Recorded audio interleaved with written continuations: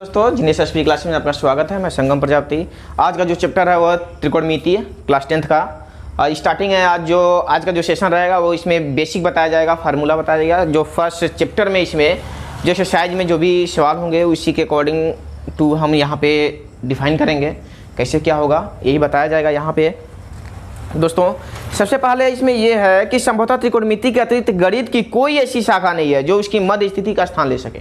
यानी कि त्रिकोणमिति गणित में कोई भी ऐसी शाखा नहीं है जो त्रिकोणमिति के मध्य यानी कि त्रिकोणमिति के अनुरूप कोई भी उसका स्थान ले सके।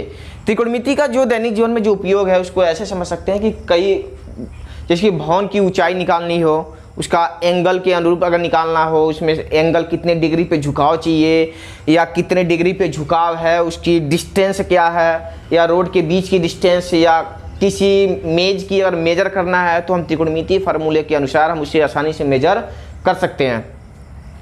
इसके बाद इसमें ये भी देखना होता है कि कोई भी त्रिभुज अगर दिया हुआ है, त्रिभुज की अगर एंगल पता है या नहीं पता रहेगा तभी भी एंगल भी हम निकाल सकते हैं। उसके साइड अगर हमें एक दो पता रहेगा तो तीसरा निकाल सकते हैं।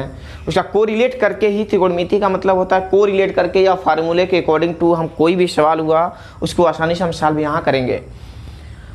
कभी भी त्रिकोणमिति लगाते समय ये माइंड में फीड होना चाहिए कि कौन सा फार्मूला कहाँ पर यूज करें। सबसे मोस्ट इसमें यही होता है त्रिकोणमिति में कि फार्मूले का यूज हम कैसे कर रहे हैं, कैसे डेरिवेशन कर रहे हैं, यह मोस्ट इंपॉर्टेंट होता है।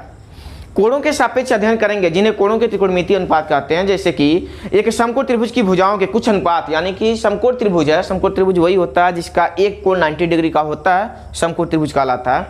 उसके भुजाओं का जो अनुपात होता है, भुजाओं का अनुपात उनके न्यून कोणों के, यानी कि उनके शेष बचे दो न्यून कोण, एक समकोण हो गया तो शेष दो न्यून कोण होते हैं, उनके सापेक्ष जो अनुपात होता है वो कोणों के त्रिकोणमितीय अनुपात कहलाता है। इसके बाद इसमें है कुछ फार्मूले आएंगे, त्रिकोणमितीय अनुपात में कुछ फार्मूले आएंगे जो हम समकोण त्रिभुज के द्वारा ही फाइंड करेंगे। त्रिकोणमिति में देखा जाए फार्मूला जो बनते हैं यहाँ पे या एंगल चार्ट बनता है उसके अनुसार अगर देखा जाए तो यहाँ पे समकोण बेस इसका जो होता है वो समकोण त्रिभुज पे ही बनता है, राइट एंगल ट्रायंगल पे ही बनता है, जिसका एक कोण 90 डिग्री का होता है। उसी के अकॉर्डिंग हम चलते हैं। तो यहाँ देखते हैं कि कैसे क्या होगा। अब त्रिकोणमिति का देखा जाए तो इसका बहुत बड़ा विस्तारित रूप है, इसको कैसे इसकी उत्पत्ति हुई, ट्रिग्नोमेट्रिक इसका नाम कैसे पड़ा, इसका बहुत बड़ा सेशन हो जाएगा ये। तो इसको हम सबसे पहले 10th के अनुसार ही हम चल रहे हैं। तो स्पेशल एक त्रिकोणमिति का हम उसका आधार बता देंगे कि साइन पहले क्या था, SINE था तब जाके साइन आया। ऐसे ही सभी त्रिकोणमिति का जितने भी 6 के 6 होते हैं, sine cos tan cosec sec cot, उसके अनुसार हम नेक्स्ट वीडियो में हम बता देंगे डिफाइन करके एक्स्ट्रा के रूप में। यहाँ पे 10th का सिलेबस बता रहे हैं तो उसी के अकॉर्डिंग हम यहाँ चलेंगे। दोस्तों यहाँ पे जो है हम क्या कहें कि अभी को कि जो भी इसका बेस जो फार्मूले बनते हैं वो राइट एंगल ट्रायंगल पे बनते हैं, जिसका एक कोण जो होता है वो 90 डिग्री का होता है। अगर इसको A मान लें, B मान लें, C मान लें, पर ये भी हम जानते हैं कि ये जो दोनों एंगल होते हैं वो न्यून कोण होते हैं। न्यून कोण का मतलब ये होता है कि ऐसा कोण जिसका जो मान होता है वो 0 डिग्री से अधिक होता है और 90 डिग्री से कम होता है। तो दोस्तों यहाँ पे ध्यान देने वाली बात ये होती है कि अगर यहाँ पे जो भी हम त्रिकोणमितीय फंक्शन जो यूज करते हैं हम sine cos tan cosec sec cot, इसी के अकॉर्डिंग हम इसका पूरा का पूरा त्रिकोणमिति मात्र इसी 6 पे आधारित होता है। इसी के अकॉर्डिंग हम पूरे फार्मूला या पूरे जितने भी क्वेश्चन होते हैं उसको हम सॉल्व करते हैं। दोस्तों यहाँ पे जो हम पढ़े होते हैं कि साइन थीटा होता है, थीटा का मतलब होता है एंगल का एक संकेत दिया गया रहता है। थीटा के स्थान पे अल्फा बीटा गामा कोई भी या ABC कुछ भी आ सकता है, लेकिन अनुरूप के अनुसार इसका देखा जाता है तो थीटा मान रख दिया जाता है। तो इसलिए वहाँ पे एंगल का जो मान हो जाता है वो थीटा के रूप में रखा जाता है। यहाँ पे सबसे पहले जो हमारा फर्स्ट एक्सरसाइज आएगा वो साइड के अनुसार आएगा। जो भी फार्मूले आएंगे वो किसके अकॉर्डिंग आएगा, वो साइड के अनुसार आएगा। तो साइड के अनुसार हम यहाँ पे फार्मूले देखेंगे।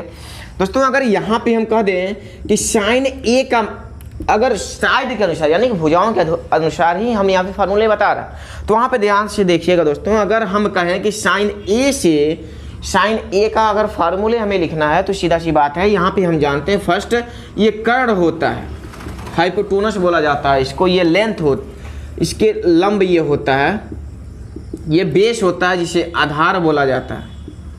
तो दोस्तों यहाँ पे ये है कि अगर हम इस एंगल से देख रहे हैं तो यह आधार यह लंब है। अगर हम इस एंगल से देखेंगे तो थोड़ा सा चेंज करना होता है, जो कि बच्चे सबसे ज़्यादा डिस्टर्ब इसी में होते हैं। तो दोस्तों साइन 1 से अगर देखा जाता तो फार्मूले जो होता है मेरा लंब बटा होता है कर्ण। तो दोस्तों यहाँ पे थोड़ा सा और समझना होगा कि अगर ए से लंब बटा कर्ण है, इसका मतलब BC अपान AC। और एक फार्मूले और के रूप में यहाँ पे दिखाया जाता है कि अगर ए से देखते हैं तो लंब को हम बोल सकते हैं सम्मुख भुजा, सम्मुख भुजा।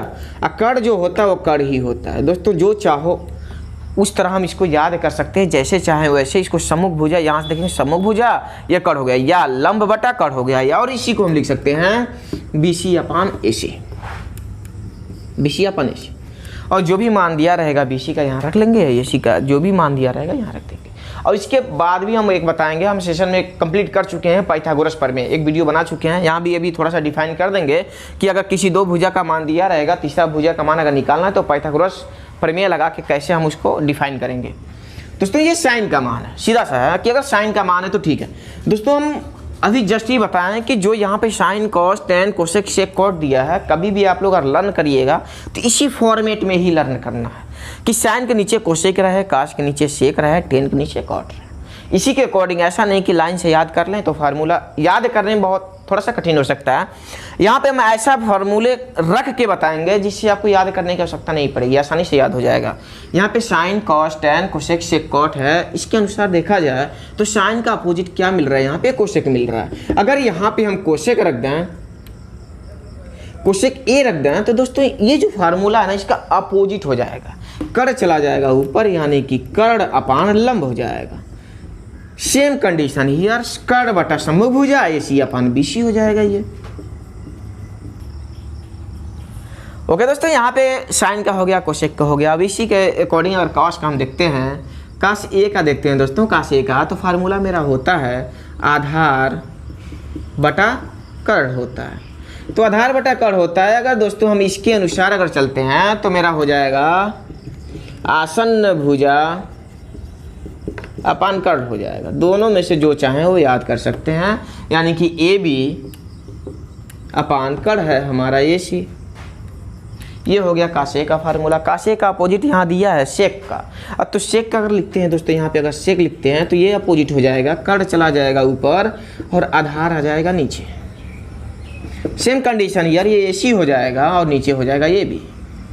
ओके दोस्तों, अब बचा हमारा टेन और काट बचा, उसके अकॉर्डिंग और हम चलते हैं। तो दोस्तों tan A का अगर फार्मूले हम देखें, यहाँ पे tan A का अगर हम देखते हैं तो दोस्तों यहाँ पे होता है लंब बटा आधार होता है, लंब बटा आधार होता है, लंब बटा आधार होता है। तो लंब का मान, और इसको अगर इसके इस फॉर्मेट में लिखा जाए तो सम्मुख भुजा अपान आसन्न भुजा, यहाँ से देख रहे हैं ये सम्मुख भुजा हो जाएगा, सम्मुख भुजा अपान आसन्न भुजा। और इसको अगर साइड के अनुसार तो BC अपान AB हो जाएगा। ओके दोस्तों, ये tan का था। अगर हम काट का यहाँ निकालते हैं तो इसका अपोजिट कर देंगे, अगर काट का निकालते हैं तो काट A बराबर इसी का अपोजिट कर देंगे, आधार बटा क्या हो जाएगा, लंब हो जाएगा। और इसके अनुसार देखेंगे तो आसन्न भुजा अपान सम्मुख भुजा, यहाँ पे हो जाएगा AB बटा BC हो जाएगा। ओके दोस्तों, यहाँ पे उस फॉर्मेट में था जब हम यहाँ पे एंगल ए को लेकर चलें। अगर एंगल C को लेकर चलते हैं तो थोड़ा सा मात्र चेंज होगा। चेंज ये होगा, अगर हम कह दें कि साइन ए से साइन C अगर लिखते हैं हम तो साइन A का फार्मूले से चलें। अगर साइन C लिखते हैं दोस्तों तो साइन C से अगर देखा जाए तो थोड़ा सा मात्र चेंज होगा।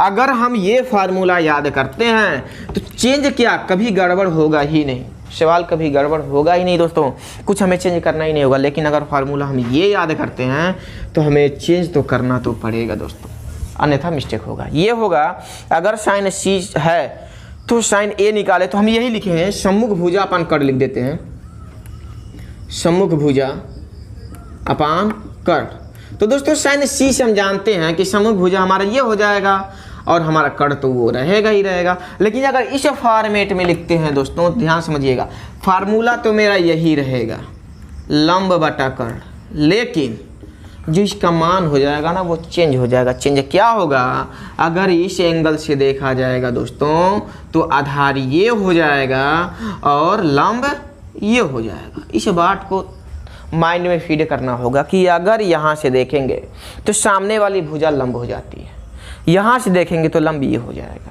ओके, और अगर इस फार्मूले से देखेंगे तो कोई दिक्कत ही नहीं है। सम्मुख भुजा का मतलब यहाँ से ये सामने का है, यहाँ से ये सामने का है। आसन्न का मतलब होता है यहाँ से ये आसन्न है, यहाँ से ये आसन्न भुजा है। तो जैसे चाहें वैसे आसानी से याद कर सकते हैं। यहाँ पे लंब अगर देखा जाएगा तो हमारा AB होगा और कर्ण तो हमारा AC ही रहेगा। कर्ण में कोई चेंजिंग नहीं होती है। दोस्तों एक बार और रिपीट करना चाहेंगे, ध्यान से देखिएगा। अगर यहाँ से देखेंगे तो लंब ये रहेगा, आधार ये रहेगा। अगर यहाँ से देखेंगे तो लंब ये हो जाता है, आधार ये हो। यानी कि किसी भी एंगल से देखा जाएगा तो उसके सामने का जो साइड रहेगा वो लंब होता है और उसके जो साइड का जो बगल होता है वो आसन्न भुजा कहलाता है, यानी कि आधार होता है। यही थोड़ा सा जो गड़बड़ होता है बच्चों में, यही सबसे ज़्यादा मिसिंग होता है, जो कि यहाँ पे डिफाइन किया जा चुका है कि जो भी सामने की भुजा उसे लंब माना जाए और जो सी के सामने की भुजा देखा जाए तो वो लंब हो जाएगा। और यहाँ से देखा जाएगा तो ये आधार होगा, यहाँ से ये आधार होगा। इसको ध्यान। अब इसके बाद क्या है दोस्तों कि अगर इसमें जो हमारा क्वेश्चन मिलेगा उसमें ये देखा जाएगा कि जो भी अगर साइड का मान दिया रहेगा या साइड का मान निकालना है, इसमें साइड का फार्मूला पूरा है तो साइड का मान ही निकालना होगा। अगर इसमें कोई दो फर्स्ट साइड दिया, तीसरा साइड अगर निकालना होगा तो इसमें क्या करना होगा उसको देखिएगा।